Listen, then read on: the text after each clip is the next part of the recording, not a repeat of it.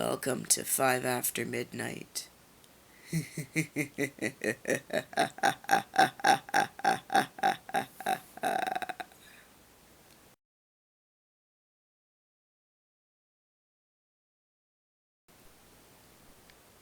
Number 1.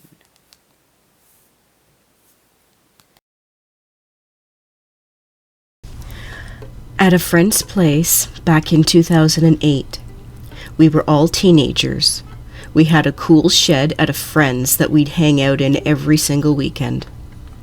It had 4 sets of bunk beds, tables, a fireplace, TV, a fridge, etc. The whole lot. One night, we were all hanging out when I decided I need to go to the bathroom. I walked out the front door and started to walk to the right when I stopped. Now let me explain the layout. As you walk out of the shed, his house is to the left and to the right is where all cars are parked. Further out, you're left with empty fields and trees.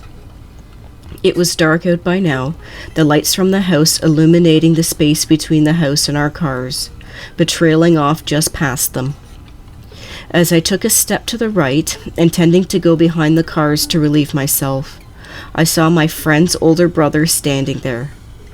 I watched him for a good 5 to 10 seconds as he stood there, facing into the darkness. He then proceeded to walk behind a couple of trees and a car before he disappeared. Confused, I walked back to the shed and asked my friend what his brother was doing by the cars. The conversation went like this. I said, "Hey man, what's your brother doing by the cars?" And he said, "What do you mean?" And I said, "He just walked off behind the cars." Then his brother says, "I'm right here." I looked over and there was his brother sitting down on one of the chairs with a drink. He was wearing the exact same clothes that I saw him, and only way to get into the shed was through the door that I was standing in the way of. To this day, I have no idea how it all happened. I'm guessing I was just seeing things, but the fact that I watched him walk around for a good 10 seconds has always puzzled me. I've never had anything else like that happen.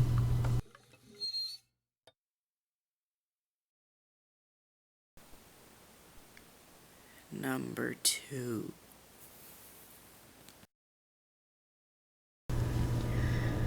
I swear I saw a person that walked in front of me and then just vanish into thin air right when I was looking at him. He was walking in front of me for a while. I gazed away somewhere, and then he vanishes just as I was looking back. Not in like the way that I just didn't see him there anymore, but he vanishes right while I was looking at him. It was like as if he walked through a soapy membrane in a 1/1000th of a second. There was nothing nearby that he could have jumped behind. No place to hide a whole person. I stop and I immediately try to see if anyone else saw or if there was anyone else nearby, but there wasn't anybody. I've never felt more alone at that instant because I felt like I had walked through a portal or something, and I was afraid if I would not ever see another soul again and that I'm stuck in an empty, rotting version of our world, timeless in space, until I slowly go insane. Number 3.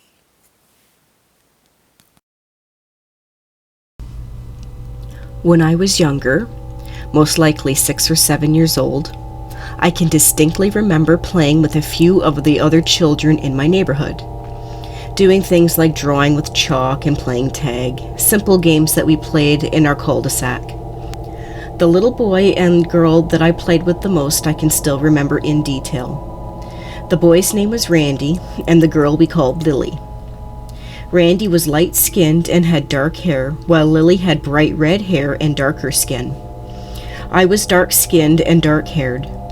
Physical attributes aside, both of them were very boisterous, and we all loved to run around and play until the sun started to set and my mom called me in. And then both of them would run back to their houses until the next time we were out to play. It was a sweet little friendship, and it was pretty normal, except for a few things. When we would draw with chalk, both Randy and Lily's favorite things to draw were these little symbols with random words after them. I now realize that those symbols were close to the symbols I had seen, but for the life of me I could not remember where, and I can remember some of the words they wrote having to do with terms that I still do not recognize. My mom would come out with juice boxes sometimes when we were drawing and laugh at my friends and their cute made-up language. One morning, I went out to play with my friends, only to find them sitting on the curb sulking. When I asked them why they were sad, they simply told me that they had to leave because, and I quote, "We've got to go back to the 2137. I asked them where that was, and they said it was later. They told me to sit right there and wait a minute, so they could bring me something to remember them by. I did what they told me, and soon enough they had returned bearing what I had chalked up to be one of the strangest gifts I'd ever been given to date. They were a little rainbow hairbrush that sparkled, a small, unmarked tube of what I was informed was lotion, and a small box that looked as if it was carved out of a gem.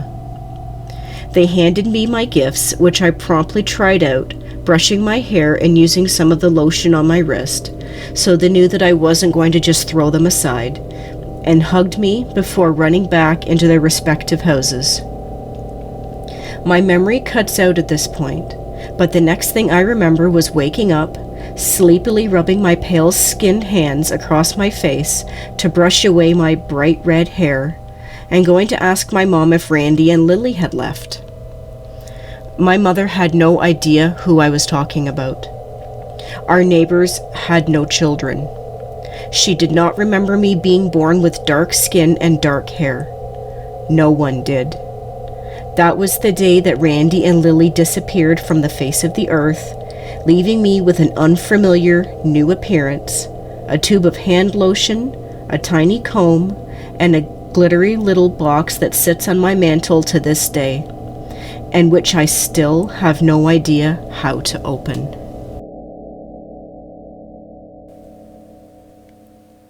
Number 4.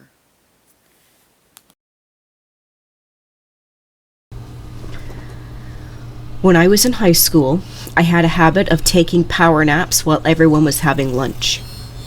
I'd curl up in a quiet part of the hallway, pull my jacket over my face, and sleep for maybe 15 minutes. This one time, I was startled out of my sleep by a passing crowd of my fellow students. Everyone was in a rush to make it in time before our strict teacher would start taking note of absences. I ran after the crowd, walked up the stairs to the right classroom, and sat at the only desk that was left for me. The teacher told us to open our books. The world froze, and suddenly the situation sort of reset. I was back at the hallway, blinking out of sleep because I'd been woken by passing students.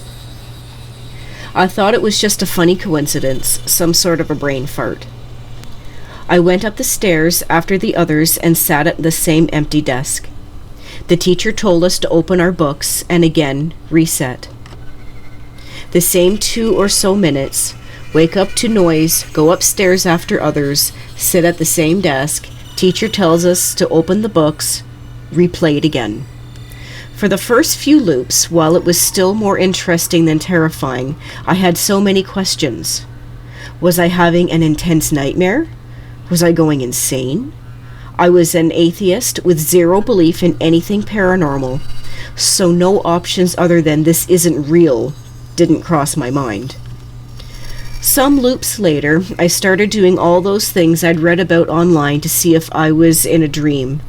You know, reading signs, trying to pull my hand through a wall while looking away, that kind of stuff. Everything seemed as real as the reality to me. My theories and contemplations got more outlandish. If there was some sort of complex temporal situation going on and the loop would continue indefinitely, would I eventually die of hunger? At the same time, I tried to mess around with the loop to see if anything would happen. Deviating from the route did nothing. I tried staying in the hallway or going outside, But after the 2 or so minutes, I was always back in the hallway, regardless of my actions. I tried to engage other students and teachers, but everyone seemed preoccupied with their own tasks. If I managed to get someone to talk to me, they were always irritated with whatever I did that deviated them from the loop. You shouldn't skip class, or the teacher's going to be mad if we're late. The same default responses, same tones, over and over. I even tried injuring myself with scissors. An absolutely ill-advised move, I know, but at this stage I was basically out of my mind with fear. Luckily, it only resulted in the loop resetting faster. I honestly don't know how many repeats of the loop I experienced, because I soon stopped counting. I was getting more and more scared. I stopped wondering about the inexplicable hows and whys. As far as I could tell, the situation could not be explained, at least by me, and I was only variable in the loop. And so I became obsessed with the idea that perhaps a certain behavior was required or expected of me. I'd seen the time loop trope in fiction before, but in those scenarios there was usually some sort of event that had to be either prevented or instigated. In my case, there was nothing. My self-imposed goal became to stop acting like I was aware of the loop, so I tried to replicate my behavior from the first loop down to the finest detail to the best of my recollection. It changed nothing, but I latched onto the idea that perfecting this route because I had nothing else. Loop after loop after loop of the same thing. They all blur together in my memory now. When you're scared of a fate potentially worse than death, it's incredibly easy to stop asking questions and just function on autopilot. The thing is, I'd have written the whole thing off as a dream, if not for the last loop. By then, I'd completely accepted my fate, living in some sort of limbo when the loop no longer reset. My teacher told the class to open our books, and where I usually would have woken up in the hallway again, the world hung, I guess. I don't know how else to describe it. Time seemed to pause for less than a second, just like you might experience in a game when you quick save. And the teacher went on with the lesson of the day. Life went on.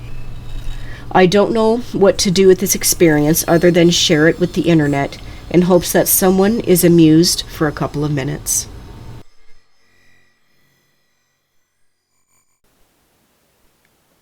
Number 5. I have a really freaky story that happened to me and my friends. So, like any other day, I'm over at my friend's house during the summer break, and the 3 of us were all in the basement watching a scary movie. Of course, we all have a good time and make fun of the movie like we usually do. After the movie is done, I get up and go home. The next day, I'm over at my friend's house and I bring up a conversation about the movie. I start to mention certain parts, and he starts to have a weird look on his face. He then tells me that I was never even at his place yesterday, and that they only watched that movie today. We quickly compared what happened exactly during the times of our movies. I said we watched it in the afternoon, while he says that he only finished it like an hour ago, at nighttime. This is the craziest alternate reality experience ever. To this day, we still don't like to talk about it, and whenever it is mentioned, we don't really know what happened.